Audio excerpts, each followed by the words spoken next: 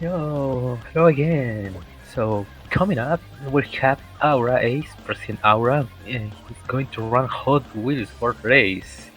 That I had Hot Wheels when I was a kid, and I had a lot of fun with them. So yeah, let's switch to Aura right now.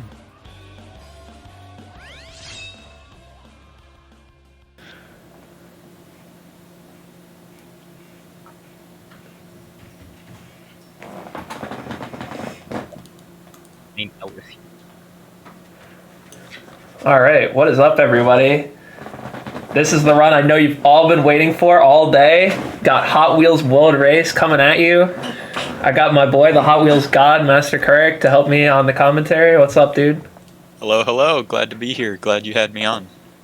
Excited to see you get this epic PB. We're all waiting for it. We know it's coming. Yeah, so true. Just a disclaimer before I start, I am still a bit sick, recovering from COVID, so I'm gonna be coughing randomly, intermittently throughout the run. I assure you, I'm fine, but hopefully it doesn't bother you guys too much. All right. With that said, I guess I'm about ready. I don't know. Do I need to do a countdown, or could I just go? I'll count you in. Alright, here we go. We're going to get started. Vet League Hot Wheels World Race in 5, 4, 3, 2, 1. Go. So this is Vet League. It's there's 3 main leagues in this game: Rookie League, Vet League, and Elite League. And the difference between those is each one has more and more races. So the first 6 tracks we see here in Vet League are the same 6 tracks that are played in Rookie League, and they're the same 6 tracks that are played in Elite League. But Rookie League ends after these 6 tracks. Vet League adds 4 more, and Elite League adds 5 more onto that. Yeah, why they decided to do 4? Why they decided to do 6, 4, 5 instead of 5, 5, 5 is beyond me, especially given the way that the tracks are selected. But we'll get into that more later. Yeah, very strange choice on the devs' part, but another strange choice on the devs' part is allowing cars to go way faster than what the speed cap is. As you can see, Aura's going way fast. Right here, he's hitting about 300 miles per hour when the intended speed cap of the game is only 200. The main reason he can do that is through this shuffling technique, where you just kind of hold the handbrake and you're in a boost state at the same time. And for some reason, that overrides the speed cap, and you can go super, super fast. It's really hard to control, though. You weren't supposed to be able to go 400 plus miles an hour while holding the handbrake. It's a giant mess. Luckily, you can kind of afford to spin out just like this, as long as you're holding the handbrake. That's kind of one of the first things you got to learn, is just hold the handbrake for dear life if things are going wrong. Yeah, and another thing that's interesting to note is this flaming aura that's around his car right now. If you do 3 stunts in the air successfully, you'll get this flame aura, and that'll add stats to all of your car stats. You have grip, acceleration, boost, and speed, which they're a bit more complicated than that, but essentially it just gives you speed boost, acceleration boost, extended boost duration, etc. And it really changes how the entire car handles. It's like you have to learn 2 separate cars depending on what state you're in. Yeah, especially for like these shuffles, like having different car physics like makes you have to have like almost different setups for some of them. Luckily, we won't have to worry about that for this track, because this is the only track in the game with no ramps, so no flame aura to deal with this time. You got this stupid-ass corkscrew that is really annoying to try and preserve your shuffle speed through. But this is one of the stages that has sort of a ring route to it. We didn't really touch on it in Cloud 9, the previous stage. That's another track that has a ring route. Essentially, what Aura's going to be trying to do here in this track is he's done a great job so far. He already has a Nitrox, which you can see on the right side, which he'll use right here to get a ton of speed around this little chicane section. And if you can grab that on lap 1, you can actually get another one for either lap 2 or lap 3, which it saves about 2 seconds if you can only get one of those throughout the race. So kind of a big deal. Yeah, there's no ramps that you need to save the Nitrox for, so the only thing you have, you get as many as you can from the rings, and then you just use them at the top, because that's the part where it's normally the slowest, because you can preserve the speed from the... If you get a good shuffle in that corkscrew, you can conserve that speed like through the entire flat section back there. So then this is the part where consistently going like below the speed cap, so the shuffle would be nice. But I'm gonna save it for lap 3. Yeah, grabbing it pretty late there, he wouldn't get as much benefit out of it on lap 2 as he would on lap 3. So it's pretty smart to save it until lap 3 where you can get the full use out of it. Another thing we didn't really talk too much on is the selection of car. There's 35 separate cars in this game, and they all handle and behave significantly differently. It's actually a pretty good debate on to which car is the best. Oh, don't turn around! Okay, that was really close. That was a really sick save. Oh my gosh. Right, if you spin around in that hairpin, you're gonna usually drop down to about 0 miles per hour, and it's Jover, buddy. Yeah, and because of the fact that we pick a car with not the highest speed in the game, but one of the fastest cars, the trade-off, like almost every racing game ever, is the fast car has terrible acceleration, and the Golden Arrow is no different, unfortunately. So it's one of the more punishing cars if you do make a mistake that puts you down to 0 miles an hour. So I'm really glad I didn't do that. Yeah, but obviously when you're a top runner like Aura, that's kind of what you're looking for. You're assuming that you're not going to make any mistakes, and you're hedging your bets, so you're going to want to have that sustained higher speed as opposed to a faster acceleration for someone who may make a lot of mistakes and have to keep going back up to their top speed. Alright, so this is an interesting... Oh, sorry, what? I was just going to say, for anyone getting into the game, this is probably going to be the first track you want to learn. It's usually pretty simple. Right here, this loop that looks really crazy actually isn't all that complicated. You kind of just hold right and you hold handbrake through the entire thing, and you can just cruise around 350 through the entire thing. Oh, okay. Missed the boost pad. God dang it. Yeah, we haven't really talked about it too much, but hitting those boost pads is actually a lot harder than Aura's making it look, because you do have to kind of drift into them, and your steering mobility is just so low when you're in that drift state. You have to line it up pretty well, otherwise you're not going to... Yeah, you're pretty much committing your angle as you're holding the... when you start holding the handbrake. And then another thing that we're doing here is that ramp actually doesn't send you any farther when you boost, so we actually choose not to boost into it and save our boost.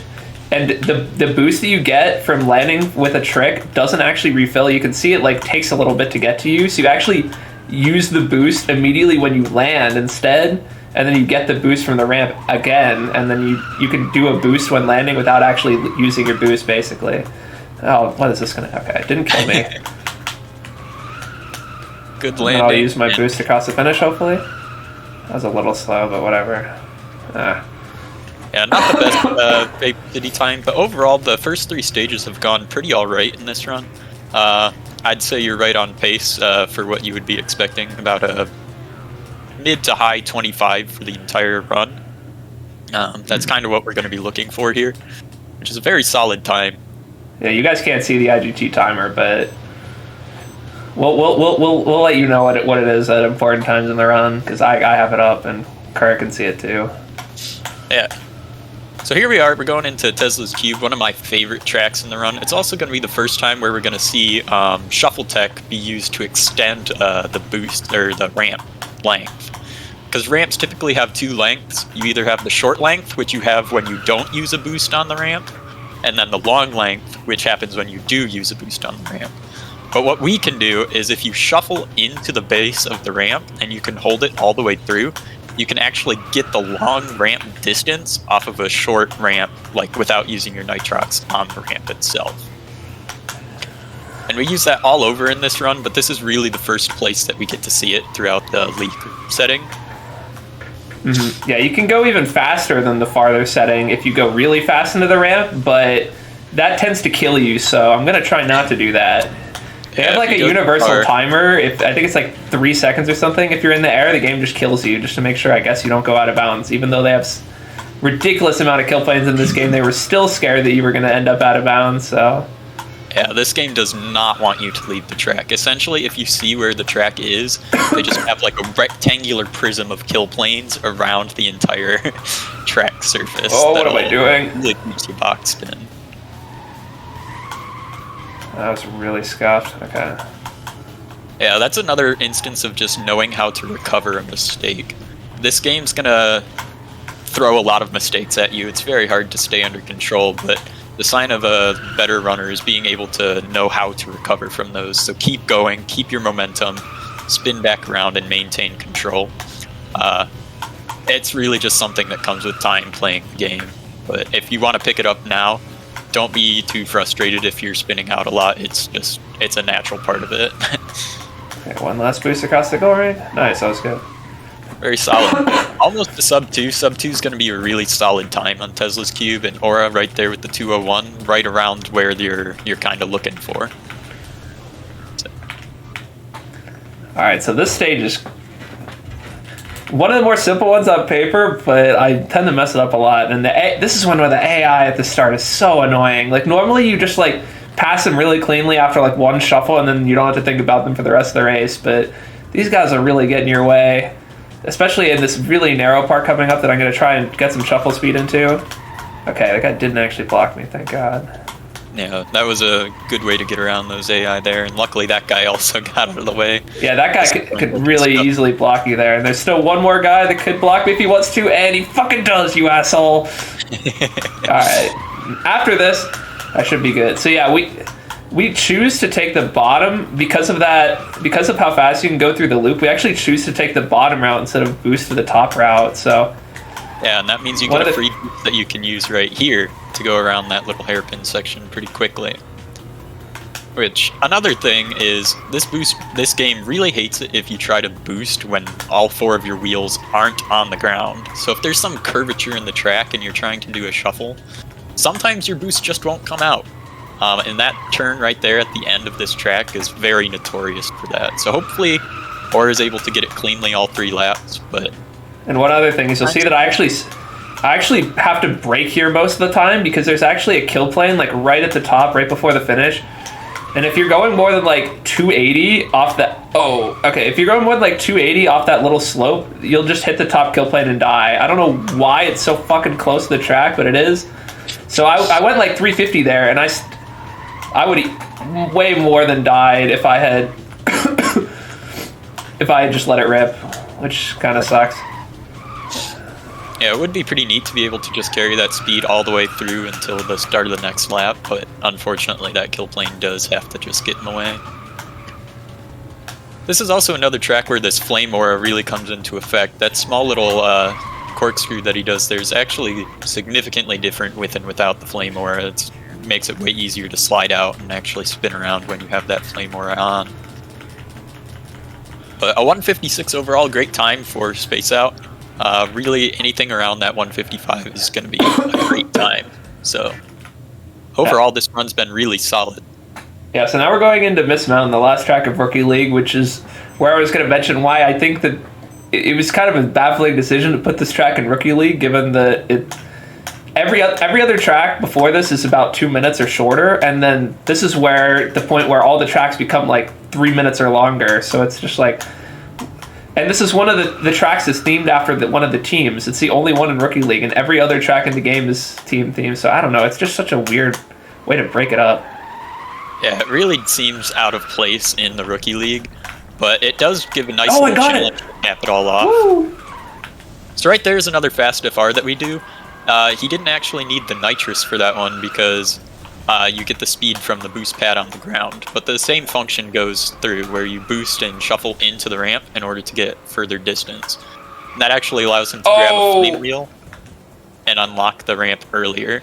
Yeah, so you don't on lap 1 you have no way of getting a boost in time to boost into the ramp and take the shortcut, so you're supposed to take the left route on lap 1. You can actually build up enough speed in the corkscrew that you can get the far outcome from the ramp, grab the shortcut, despite not having the boost. So that's what I did there. Now I'll actually have the boost, so I won't need to do that for laps 2 and 3. Yeah, he's still gonna slide into the ramp because it's just faster. But when we use the nitrox on the ramp itself, it just kind of auto sets your speed and guarantees that you get into this flame wheel here. And that flame wheel right there that he just picked up is what opens up this ramp here, which saves a fair amount to that left side route.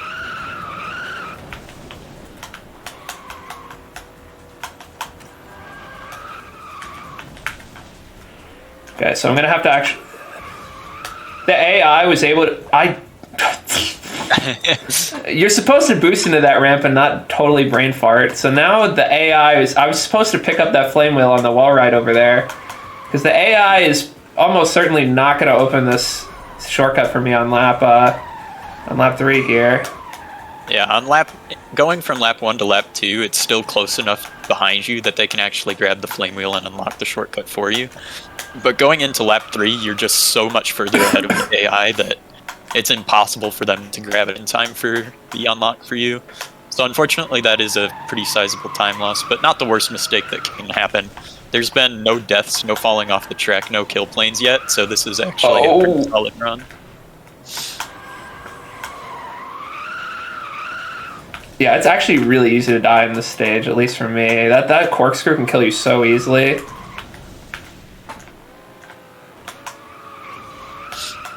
But yeah, this has been very solid so far. There's what it looks like with the Nitrox actually grab the flame wheel, but of course we don't need it on lap 3 since the finish line comes before the shortcut actually opens up. And so this is where the run would end if we were playing Rookie League, but we got 4 more tracks to go. Really solid time that's too. Still 302. Yeah, so that's 5 seconds off my Rookie League PB. The AI is slightly different, which we didn't mention. They go slightly faster, but it generally shouldn't really make much of a difference. So that's like very solid start for me.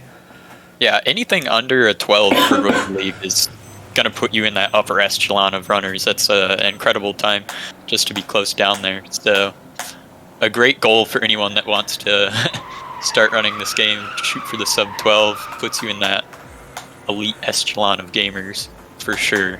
So here I'm going to try and hopefully hit another fast FR to get to a shortcut 1 lap early, but this one might be even more harder.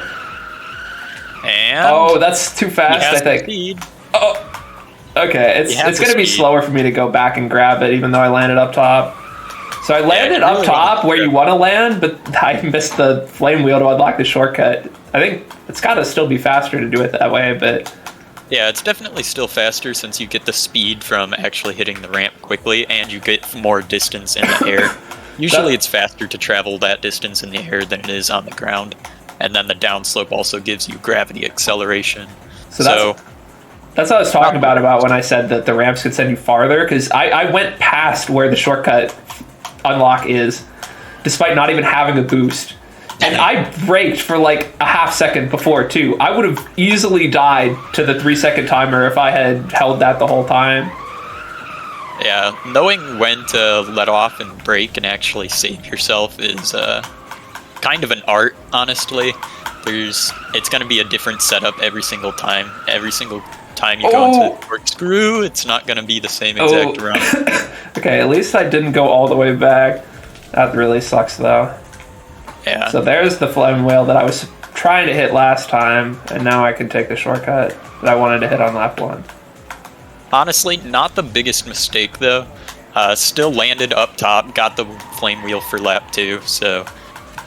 Overall, we're probably looking around a 3:10 to 3:15 final time on this, which isn't horrible. Obviously, you're going to be wanting to get closer to the 3-minute mark, 3:05, with the fast FR on lap 1.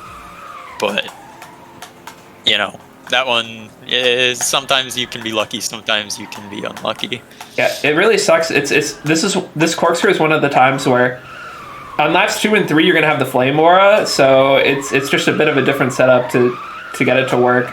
And I went into it too hard, which probably would have worked with no flame aura, but it's enough to spin around with the increased steering on the flame aura. And I did it again. Oh yeah. Oh, do I? It's really unfortunate. I think that'll hold it.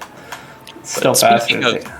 Speaking of setups, the first loop in this track is actually a lot more difficult than or is letting on. You need to kind of tap and understand how your car is going to react inside of a shuffle in order to actually line yourself up on the very first ramp for this track. So there's a lot of nuance to this run that you kind of need to get a feel for as you start running it. Or making most of it look pretty easy. Only big mistakes so far have been the corkscrew in this track. Everything else has been very solid. It sucks because I hit it really well the first time too, but just like having that different controls with the flame war really messed me up there. Yeah. And it's sort of to be expected. These Veteran League tracks are definitely some of the hardest in the entire run. We have Emerald Crater, Egyptian Dunes, and Glacier's Edge, which are all very difficult and technically demanding tracks. And then we have the track we're going into now. And now we got Deep Zone. If anyone's ever seen a run of Pac-Man World 2, you know that water levels are very long and very boring. And let's just say Deep Zone is no exception. Unfortunately, this track is about 4 minutes long, about a minute longer than anything else in the entire run. And there's just not a lot of spots to shuffle off of. It's pretty linear. There are a bunch of stuff that you can do to make it go faster, but some of it's really difficult, so... Yeah, I hate this track because it's so fucking boring that I just didn't even bother to learn a lot of the hard track, or a lot of the hard stuff. I just do like super baby strats and then just only play the stage and runs because it's just so boring. Yeah. This is, for me, really the only drawback in Veteran League. I think Emerald Crater, Egyptian Dunes, and Glacier's Edge are some of the most fun tracks in the entire game. Definitely very interesting to drive, very fun. Like I said, very difficult. But I'm gonna get in the way, dude. Excuse me. Yeah, of course, being a bit of a nuisance. Usually only a menace on lap 1 though, because you can get far enough ahead afterwards. But they definitely can make it a bit annoying while you're trying to get around them. Okay, didn't miss that boost pad that time, thank God. But yeah. Coming into the end of lap 1 here, as we said, not too many shuffles, a little bit of interesting parts in the middle right after that large vertical spiral section. There is actually a strat that you can skip the entire spiral, but it's very precise and it does involve a respawn, and there's just a lot of intricacy to it. Like, even if you do it right, it's not super fast and it looks super weird. Yeah, so you like would do it right here, you'd shuffle, you get like 400 when you hit this ramp, and you could go all the way to the top where the ramp is, but you barely make it before the timer runs out, that the timer's triggered, but you land as the game is trying to spawn you out, and then so you still have to respawn, but it'll actually put you down like right here. Yeah, it'll respawn so you right it saves a lot less time than it should because of that stupid respawn thing. Yeah, if you could actually get up there without the respawn, it would probably save about 7 seconds to the strat Zora's doing, but with the respawn, it's only about 4 to 5 per lap, and it's probably the most precise skip in the game. It's really not worth it, and if you miss it, it's like a 4-second death. You lose your boost. It's very punishing to get wrong. So really, you're not going to see anyone doing it in an actual run. Especially with updated strats that Aura is not really showing off here, it reduces that time save down to about like 2 seconds per lap. So really not, the risk reward is not there for Spiral Skip, but it's a very cool trick that if you ever get a chance to go see, I recommend it just because it is one of the only true skips in this game. Everything else is really going to be dependent on your skill and your tech, your movement and mastery of shuffling. Whereas this is the only thing that actually skips a portion of the track.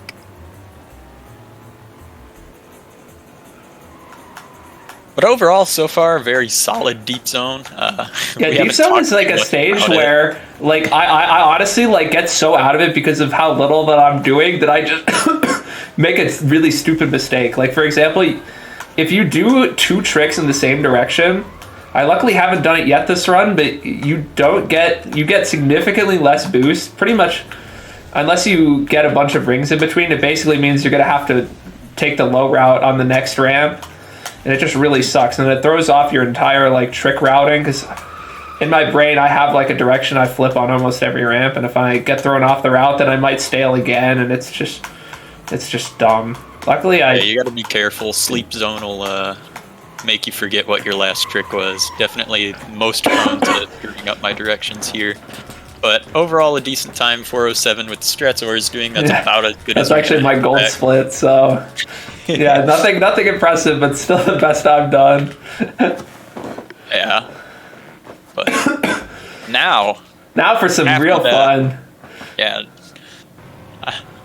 Time to see something really exciting. This is the first time we're going to see an example of slingshot strats. You can actually use this on a couple of the stages back in Rookie League. Oh, where am I going? Okay, that was bad. This is the first time we're going to get to see it shown off in this run. Yeah, It's it should be essentially taking you the ramp. I drive was going so backwards slow. at the start just to grab that boost pad and get a shuffle off immediately. That was really good. Yeah, so that corkscrew, despite looking very similar to some of the other ones, is a bit different and pretty annoying. And I'm gonna actually, I guess I'll get to it a little later, but I'm gonna purposefully not do some flame aura tricks for the first time in the run to make sure that I do it all 3 laps with no flame aura, because I'm really bad at that with a flame aura, even worse than the Emerald Crater one that I can still do, which is why I grab it. But yeah, so I also used a Nitrox shuffle earlier, so no, I didn't do a Nitrox. I just need to get I skipped the first ramp, so to get the shortcut on lap 2, I collected 19 instead of 20 rings. It looks like it should be 20, but it's actually only 19. So now I can actually do an FR here. Is that enough to get up there? It is. Okay, cool. Yep. So yeah, this is another stage where a ring route comes into play. It's we haven't talked too much on it, but there's actually a decent amount of ring routing in this game, but none of it's super strict. That's why we haven't commented on it too much. It's just something you need to be aware of and paying attention to. You're probably not going to get it by accident, but there's usually plenty of rings that you can't get it just fine. Miss a couple, still have leniency in the route, but getting it and knowing what to do, where to use your boosts, will save you a ton of time overall. So yeah, my flame aura should be running out, and I'm actually purposely not going to refresh it before the corkscrew on lap 3, just because I feel I'm a lot more comfortable with doing it without it. So it's like kind of like a baby strat. Yeah, it is good to make sure that you are consistent in this game, though. At least in is that too fast? League setting. Oh. Yeah, here's an example. When you hit 2 Oh ramps my in a row god, like that. This game has some quirks to it. Well, the AI sure. should be unlocking that shortcut for me at least. So, okay, that's actually fine. I thought I was gonna be facing backwards for sure there. Holy cow. Okay, well, not Great disastrous. spin. And as we can see, the AI did actually unlock this ramp, so not the worst mistake in the world getting that slow landing. Yeah, that was bad. Normally when I land, I at least land on the flat part and don't lose like a million years, but whatever, man. And then I'm going to hopefully use my boost here. Nice. Yeah, so on that shuffle that he just did around that turn, you need to make sure you let off the gas quite a bit. Otherwise, you do run the risk of both flying out too far to the left or just slamming into the median, which is pretty comical, but not what you want to do. Yeah, you can slam into it so fast that the little slope in it just yeets you off the level. It's really funny, but it's really not fast, so you want to not do that. Yeah, and another unfortunate thing about ejection is the last shuffle that Aura does on the upslope going into the start-finish. You can fly out too far to the right, and it'll set you back like a whole 5 to 7 Oh my god, the seconds. checkpoint there is so far back, yeah. It's so easy to go too fast in the shuffle and have it kill you, and then you lose like a million years, yeah. Yeah. But here we are at the last stage in Veteran League. Again, there's only 4 new stages in Veteran League compared to the 6 stages that are added in Rookie League. So it's like the shortest difference between runs, but it's definitely, like I said, got some of the coolest stages in it. And this one might be the coolest of them all. It Yeah, has this stage is tons so of dope. different- So we got shuffles off of these pads, shuffles up into these little U-turns. We're going to have a corkscrew shuffle later on. We got some wall ride shuffles, which we haven't talked too much about yet. There was a couple in Satellite City that we didn't really mention, but they're also just a completely... It's the same tech, but you need to apply it in a different way. And this one's one of the hardest ones that you have because there's actually a lip on the edge of the wall ride. So what Aura's going to be doing is he's going to be manipulating his car to, instead of ride along the entire edge here, he's going to try and manipulate his car off of the wall edge there and fly up. He got caught in a pit cycle. I thought I was going to live that. God dang it. Yeah, that's what happens if you can't get down off that wall ride in time. It's pretty unfortunate. Yeah, that part is really difficult. Yeah, that wall ride's it's a tough one. Another tough wall ride is this one, which is unique because you're actually going upwards. Usually you want to shuffle these down into the base, but this one goes going up. so fast. Okay. If you go too right, fast there, you will high. get sent off and probably die. Wanted to hit that boost pad. At least I realized that was not going to work. Okay, I wanted to hit that one too. The AI's passing me on lap 2, man. What's going on? Oh, no. Yeah, this stage very cool, but like I said, very difficult. You don't really expect to lose tons of time in any of the rookie stages, or even Deep Zone for that matter. But the Emerald Crater, Egyptian Dunes, and Glacier's Edge are all places where you could realistically make major mistakes, and it wouldn't be super far-fetched or out of the ordinary. So yeah, that was like 10 seconds lost on that lap 2, which is about almost as much as I've lost anywhere in the entire run. Yeah, the difficulty spike between Rookie League and Veteran League is definitely present and real. So just something to keep in mind if you are looking into this game and running a specific category as it. Alright, let's see if I can actually get over to the stupid speed pad this time. Okay, I can. But we're coming here to the close of lap 3 on Glacier's Edge. Get ready on time, by the way. It's going to be right when I finish the stage. It's going to be a pretty solid time as well. Should be a 25. High 25, but still a 25. And time. Yeah, sub 30 RTA, 25.53 as the IGT. So pretty solid time. Anything under that 26 is like really respectable for Veteran League. Yeah, I'm very happy with that. My PB is a 25.41, so I was 11 seconds off of that, and I was actually definitely on PB pace into Glacier's Edge, where I proceeded to have an incredible meltdown and get a 318. But you know, that's how it be sometimes. It was going to need to be pretty good for my standards to manage a PB there, so I'm not too upset about it. And the rest of the run went really well. There were only 2 stages I could be a little unhappy about, but yeah, I'm pretty happy with that. But yeah, great run, Aura. Glad that you could show that off. Wonderful driving. Hell yeah, definitely a fun game, and it's especially just like a fun game to just mess around with. The shuffle tech is really hard to master, but it's like really easy to just like dick around in with like a Vapor City or something. It's a really fun IL to just mess around with if you just wanted to. Yeah, super accessible game.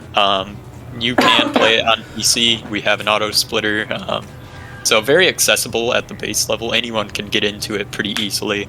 But yeah, getting up to the higher end, it definitely does take a bit of time to master the tech, for sure. All right, so I think that's about all I got for this. What do we have next? I swear it was Mimic playing something. I don't even remember what his run was.